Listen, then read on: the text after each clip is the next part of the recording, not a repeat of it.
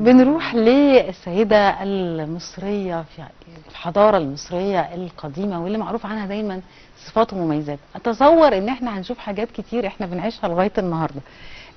يمكن الدكتور طبعا ضيفنا هيكلمنا أكتر في هذا الموضوع. الست كان ليها مكانة كبيرة عند المصري القديم، كان ليها على فكرة ذمة مالية خاصة، كان ليها أكيد حقوق وقوانين، تفاصيل كتيرة بقى خاصة بهذا الموضوع هنتكلم فيه مع ضيفنا اللي منورنا دكتور إسلام محمد سعيد، دكتور الإرشاد السياحي بالمعهد العالي للدراسات النوعية وعضو اتحاد المؤرخين العرب. صباح الفل يا دكتور. صباح الفل يا فندم. بنسعد دايما بلقاء حضرتك وبالحاجات الجميلة المختلفة يعني اللي احنا بنتكلم فيها دايما خاصة بالمصري القديم. وموضوع الزوجة أو المرأة في الحضارة المصرية القديمة دي من الموضوعات المهمة قوي، لأن أنا كنت أعرف دايما إنه بالعكس المرأة كانت واخدة مكانة كبيرة جدا، كان ليها نفوذ قوي جدا، كان ليها وضعية مختلفة. يمكن في مرحلة من المراحل المرأة المصرية فقدت أساسا كل الامتيازات اللي كانت بتاخدها المرأة المصرية القديمة. صح كلام ولا غلط؟ طبعا يعني بسم الله الرحمن الرحيم. يمكن زي ما حضرتك ذكرتي المجتمع المصري القديم قدر يعطي للمرأة المكانة الكاملة والحقوق الكاملة اللي هي بتعادل أو بتوازي حقوق الرجل أو الزوج. لو احنا نتحدث عن الزوجة بالتحديد نعم. فكان ليها نفس اللي حضرتك ذكرتيه بالضبط، اللي هي فكرة إن ليها حرية الاختيار، ليها حرية إن يبقى ليها مكانة في المجتمع سواء العمل أو الذمة المالية، سواء بنتكلم على الدخل الخاص بيها مجازا أو فكرة الممتلكات اللي هي بتمتلكها. ويمكن الجوانب دي تم سردها أو وضعها في أكتر من اتجاه، سواء بنتكلم على الجانب النصي البحت اللي هو في التعبير عنها كمسمى لفظي من البداية، أو الجوانب المتعلقة بنقول مثابة الحكم أو الأدب المصري القديم، أو النواحي الخاصة بالحقوق الاجتماعية والاقتصادية وما تبعه بقى من عناصر أخرى نتحدث عنها بالنسبة للنقش والنحت، اللي كل الجوانب أو العناصر اللي أنا ذكرتها بالكامل دي كانت بتبرز مدى مكانة الزوجة في مصر القديمة. فلو بنتكلم في البداية عن فكرة الاسم مجازا أو اللفظ اللي اتنعتت بيه في اللغة المصرية القديمة هنردها كان بيسميها حمت. حمت بمعنى الزوجة، مش الست. الست دي معنى امرأة بس عموما، أما حمت بالتحديد ويعني حرمنا المصون يعني الست حمت يعني الزوجة التي لم تتزوج حتى الآن، أو الامرأة عفوا التي لم تتزوج حتى الآن. ست حمت لو عملت دمج لللفظين. أما حمت اللي هي السيدة المتزوجة أو الزوجة، وطبعا لما جه يعبر عنها باللفظ او التعبير التصويري مجازا اتخذ احدى اعضاء جسد المرأة كتعبيرة ان هو بيوضح ان هي انثى مجازا في التعبير عن الحالة انها متزوجة. طيب احيانا كان بينعتها او بما يقابل بقى اللي هو اللفظ حمت صاي يعني زوجة رجل مجازا، وصاي دي اللي هي بتعادل الزوج بس في التعبير برضو عن احدى الاعضاء الخاصة بالرجل في التعبير ان هو متعلق ان هو الزوج او القرين الذكوري ليها مجازا. بعد من كده في نعت اخر اتنعتت بيه السيدة، فعندنا زي كلمة مثلا حب صايد بالتحديد، وحب صايد دي اختلفنا عليها. البعض تم تفسيرها بانها الزوجة الثانية بالتحديد، والبعض قال ان هي من ضمن محظيات الشخص مجازا يعني مش الزوجة اللي هي الرسمية، ممكن تقول السنوية. ولكن في كلا التعبير الاثنين اللي احنا ذكرناهم كانت في الغالب معناها الزوجة الثانية بالتحديد بالنسبة للرجل. والغريب هنا ان احنا لما لقينا التعبير التصويري زي ما وصفنا كده في الحلقة السابقة فكرة التصوير في اللغة المصرية القديمة والتكوين الكلمة، لقينا ان في المقاطع التصويرية او العلامات التصويريه اللي هي الصوتيه وبما فيهم المخصص اللي بيتحط في نهايه الكلمه لقيناها رسمه القماش مجازا او الكتان. وهنا ابتدينا نتخذ ان كلمه حبسيد بالتحديد ربما معناها الستر. فهنا برضو إيحاء آخر على توصيف ان فكرة ان الزوجة بتكون في معية الزوج مجازا او تباعا خاصة بيه. وهنا ده يوديني البند آخر ان لما او تأكيدا على اللي انا لسه ذاكره ان هي في معيته او في رعايته مجازا. ان لما جه نعتها وده هنا للناس بيحصل جدل كبير عليها، لفظ سنت بمعنى اخت. طب لفظ سنت هنا بمعنى اخت هل هو كان بيتزوج من اخته ولا هنا اللفظ كان مجرد تكريم ليها وتعظيم بنفس الذكر اللي انا ذكرته ده. ان هنا كان توضيحها ان فكره ان هو بيتعامل معاها نفس معاملته مع اخته، وهي بتتعامل معاه نفس معاملتها مع اخوها. يعني ده دليل على ان المعامله كويسه. طب هنا التمثال ده مثلا ده عندنا رمسيس II طبعا والملكه نفرتاري، مشهد مهم جدا بيوضح لنا مدى الابداع في فكره النحت اللي احنا كنا لسه بنقوله كعنصر تبجيل للمراه، اللي هي بتبقى بصحبته او بتبقى عون ليه في كل الاتجاهات. وده اللي هنتكلم عنه، ان هي سواء في الاعمال اليوميه بنقول ان هي بتتابع معاه فكره حصر المحصول مجازا او تعداد القطيع او فكره اعمال الصناعه عموما، يعني كانت بتبقى برفقته. انا عايزه اسال حضرتك، هل هي عمل المراه او الذمه الماليه الخاصه بيها دي كانت بتيجي منين؟ هل المراه كانت بتشتغل طبعا يعني هل بتشتغل زي ما حضرتك كنت بتذكر بتروح تشتغل معاه في الحقل طبعا، ولا هي غير ده ممكن يبقى عندها شغلانات تانية؟ ده سؤال يدخلني في بند تاني مهم جدا وحتى الآن في غموض عليه، فكرة تعدد الزوجات. ايه الحكمة؟ ان هو كان بيستغلهم في الاعمال المنزلية والاعمال الخارج المنزلية.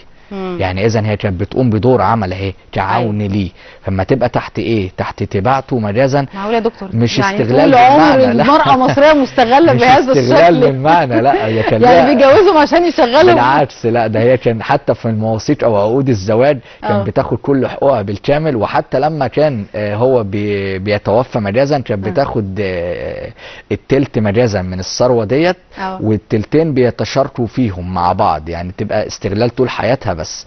والعكس طبعا. مين اللي بتشاركوا؟ بقيه الزوجات؟ يعني هم مثلا الممتلكات الخاصه بيهم كان التلت بيبقى ليها لو هو توفى، والتلتين بتبقى هي تابعه ليه لحد ما هي تتوفى، ما يبقاش ورث ليها مجازا او لابنائها. كذلك هو لو هي توفت قبليه. طب وابنائه ما كانوش بيورثوا؟ ما كانش بيورثوا في الجزئيه بس اللي هي خدتها، اللي هي هي مالهاش في التلتين دول يعني. طب التلتين دول بيروحوا لمين؟ للابناء عموما اللي هي من والدهم، ان هي ليها حق الاستغلال فقط، ما تقدرش ان هي تنتفع بيهم لحد تاني مثلا بعدها، يعني ليها تفصيله بس كانت بتاخد حقها بالكامل. لا يمكن اغفال ذلك. ويمكن حتى يعني الست كانت بتفضل تشتغل معاه طول حياتها ولما يموت تاخد التلت. بالعكس ده هو يعني ده يوديني النقطه انا هذكرها لحضرتك. حتى قال لنا حاجه حلوه، ده انا قلت المراه المصريه كانت يعني مكسره الدنيا زمان. طيب هنقول نص مهم جدا عشان نديها حقها يعني. تمام. كان طبعا من جوانب الادب في مصر القديمه وحرص الحكيم او الاب على ان هو يوعي ابنه ان هو ازاي ياسس بيت ويتخذ زوجه، وده ظهر في تعليم بتاع حطب لابنه بالتحديد. وعندنا تكست كده هقوله بالمصري القديم وهترجمه في الاجزاء بتاعته. كان طبعا في الفاظ كتيره جدا على فكره كلمه الزواج، يعني الزواج ده ما ظهرش كلمه عابره كده او لفظ احادي، لا كان مثلا جرد بر بمعنى يؤسس بيت. او عندنا مثلا يرحمت يتخذ زوجه. دي الفاظ كلها خاصه بكلمه التوتال اجمالي معناها ضمن الزواج، انما هي تاكيدا على ان هو لازم يؤسس بيت ويبقى ليه مقر يقيم فيه وليه زوجه مجازا. يعني هو ده الحرص اللي من اوريدي، ان لو هو بقى كفء او بيمتلك القدره على انه يفتح بيت لابد يتم ذلك عشان يزود النسل ويؤدي الرساله اللي ربنا يعني امروا بيها مجازا. ده طبقا للمعتقد المصري القديم، حتى وان كان بعد ذلك الديانات وثقته، بس مصر القديمه كانت هي ليها السبق في دوت يعني. ولكن لو جينا نظرنا حتى للتكست ده، كان بيقول له بتاع حتب بيخاطب ابنه بيقول له اكر كي، يعني لو اصبحت كفءا بالتحديد جرد كي بر كي، اسس لنفسك بيتا. لو اصبحت كفءا اسس لنفسك بيتا بالتحديد. ويقول له اير حمك كي واتخذ لنفسك زوجه. مر كي حب زوجتك. ام غنو ارتب حب زوجتك طبقا للعرف. حبس صا اس يعني استر ظهرها. نكمل بقى في التكست اهو، بنقول كل حاجه خاصه بالسيده. استر ظهرها. مح غت اس واشبع جوفها. اكلها يعني. ده استكمال يعني استر ظهرها واشبع جوفها. وبيتكلم بعدها بيقول له ايه؟ بغرت بو نت حو، يعني كل اس طبعا في الاخر. كل التوصيف ده ان هو يعطيها او يقدم لها الايه؟ العطور او الدهان، لان هو ده مثابه الغذاء الخاص بيها، ان هو يبقى دايما بايه؟ بيجملها. تمام. طيب وكمل بعدها قال له ايه؟ صاو ايب اس تر ان وننت كي، يعني ايه؟ اسعد قلبها طول ما انت عايش. وكمل بقى قال له في النهايه قال له ايه؟ احط بو اخت ان نبئس، فهي حقل او حقل خصبا لك او لسيدها. يعني بالنسبه لو انت عملت كل ده هي هتبقى ايه؟ حقل خصب ليك، يعني ايه؟ بيثمر لك. طيب رد عليه بقى عنخ شاشنقي بالتحديد وقال له ايه؟ وصف بقى هنا السيده، والمعنى هنا بيحتمل الضمنين. يعني هو الرجل هيعمل كل ده. معانا بس نشرح دي قبل ما هنا ده طبعا الملك توت عنخ امون في احدى الصناديق الخاصه بيه على الغطاء بتاعه، بصحبه هنا زوجته عنخ اس ان با امون بالتحديد، بتقدم له هنا زي ما وصفنا. ويمكن مناسبه جميله للصوره جت على التكست اللي انا هقول دلوقتي، ان هي بتقدم له احدى الاكاليل الزهور كنايه عن العطف بتاعها او اللي بنقول النباله بتاعتها مجازا. وهنا لما تحدث بقى عنخ شاشنق او شاشنقي بالتحديد وذكر ان لابد تبقى السيده او الزوجه الصالحه الطيبه نبيله الشخصيه هي التي ستصبح الطعام لزوجها اثناء الجوع. هنا بيدينا وعظ ان هو هيعمل كل ده وهيرعاكي. هي هتديني ايه لابد بقى؟ ان انت تبقي ايه بقى؟ قال لك سحمه نفرت بالتحديد، ان هي تبقى ايه؟ الزوجه الصالحه او الطيبه بالتحديد. عندنا استكمل مشهد قال لك خاي اميط بالتحديد، اللي هي اللي تبقى نبيله الشخصيه، هتبقى بمثابه ايه؟ خفو، اللي هي الحاله بتاعتها بقى خفو ان غن او ار بري غن حكر. يعني لو هي مجازا بقت سيدة صالحة ونبيلة في الشخصية أثناء التعامل مع زوجها، هتبقى أشبه بإيه؟ بالطعام أو المذاق الحسن أثناء لما الإنسان يفتقر أو ما يبقاش عنده ما يمتلك. يعني هو وقت ما يكون جعان هتبقى هي الطعام بتاعه، طول ما هي إنسانة نبيلة وإنسانة صالحة. فهنا كان أشبه إن هو إيه؟ بيديله إيحاء إن أنت لو عملت الأدوار دي هتتلقى نفس الأدوار اللي هي العكسية بالإيجاب. لو ما عملتش ده هي اوريدي مش هتبقى بنفس الامر. طب لو انت كنت منصاع للفكر والمنطق في اختيارك ليها اكيد انت هتنعم بكل ده. طب لو انت العكس بقى اخترت انسانه غير صالحه او زوجه غير صالحه طبعا هيحصل. طب هو كان في انفصال؟ كان في طلاق؟ طبعا كان بيحصل بعض الانفصالات او الطلاقات اللي في مصر القديمه بتحصل طبعا. وده كان بيبقى حتى لاحظناه ان ممكن لما كان هو بيبقى على قران معاها او زواج معاها كان بيظهرها حتى وقت ما يتوفى معاه في المقبره في المناظر التصويريه المختلفه، وممكن تبقى بصحبتها في عدد من التماثيل. طب لما كان بقى ممكن هو ينفصل عنها قبل ما يتوفى بالتحديد، كان ممكن يمتنع عن ذكرها في المقبره خالص، يبقى هو بصحبة أبنائه بس. زي ما احنا بنشوف كده نفترض انفصل عنها تلاقيه متصور مع عياله بس، هي انفصلت عنه متصوره مع عيالها بس، كأن ده ما كانش مثلا ما كانش موجود بالظبط. طب ما هم النسل دول جم منين؟ فدي طبيعه ممكن بتبقى يعني طبيعه انسانيه اللي هو حزين على امر ما او مستأمن امر ما. ولكن على الرغم من ذلك ان كان في حالات انفصال، وحالات الانفصال دي كانت ممكن تحصل بسبب خيانات نفترض، او ممكن وده طبعا يبقى فيه عقاب كبير جدا للمراه ديت، ممكن يؤدي في النهايه لهلاكها او اللي بتخون جوزها موتها مجازا ورمي الرفات بتاعتها في نهر النيل. يعني ده كان بيحصل في بعض الاوقات. طب لو هو خانها؟ نفس القصه، ممكن يعالج برضه بالاما فكره جدع عدد من الاعضاء او قطع عدد من الاعضاء الخاصه بيه، ومن ثم بياخد عقاب يعني مجازا. الحاله اللي هي الاخرى اللي ممكن يحصل انفصال بسبب ممكن نقولها عدم رغبته في الاستكمال معاها وان هو عايز يتزوج عليها، فبتحصل ان هي بتطلب منه ان هو ينفصل عنها او هي المرأة يطلقها. المصرية القديمة كانت بتغير زيها زي المرأة دلوقتي لو هو تزوج عليها طبعا. او يعني تقوم الدنيا ومتعداش وتتجوز عليها. مثلا تكست يمكن ذكرته في السابق ان كان بيتحدث حتى بيقول لها لقد عشت معك 20 سنة وانت سيدة عوراء، فأنا أريد أن أتزوج مرة أخرى. فردت عليه بالصورة فيها إسقاط مجازا، قالت له أنت لسه جاي دلوقتي بالبلد كده تعرف إن أنا عوراء مجازا. فده كان من ضمن الجوانب اللي هي مستاء ان ليه انت تتزوج عليا. طيب هل كان بيحصل تعدد الزوجات؟ ده سؤال مهم جدا. بالفعل كان بيحصل في مصر القديمه. لحد كام زوجه؟ وصل بينا العدد اجمالي عندنا 6 زوجات، يعني يمكن ما تجاوزوش ذلك. في عندنا مقبره طامري الطبيب الاسنان اللي موجود في سقاره، المقبره بتاعته بتظهره مع 5 سيدات وده بترجع للدوله القديمه.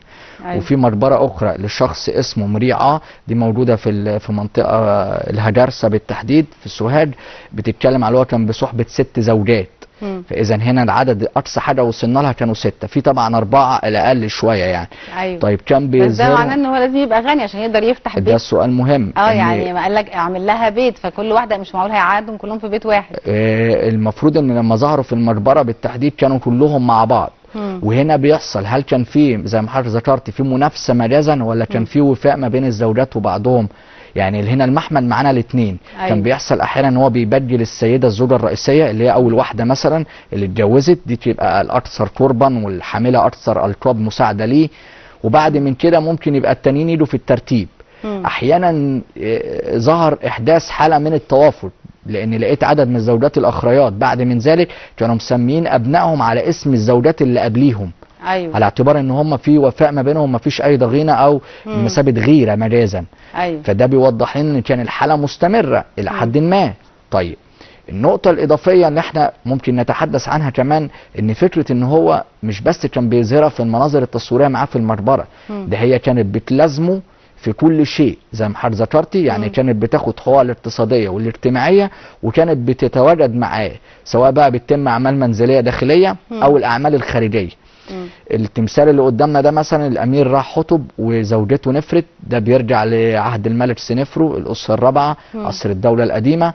وهنا كنموذج اضافي على فكره العباره اللي انا ذكرتها، استر ظهرها واشبع جوفها وقدم لها العطور. فاحنا هنا شايفينها حتى في رداء حائط الى حد ما، لابسه طبعا الباروكه ورداء بكم، ده مختلف عن كتير من التماثيل اللي بيبقى فيها شكل الفساتين. كان قبل من كده مثلا كان بيبقى فيه نظام الحمالات الخاصه بيه.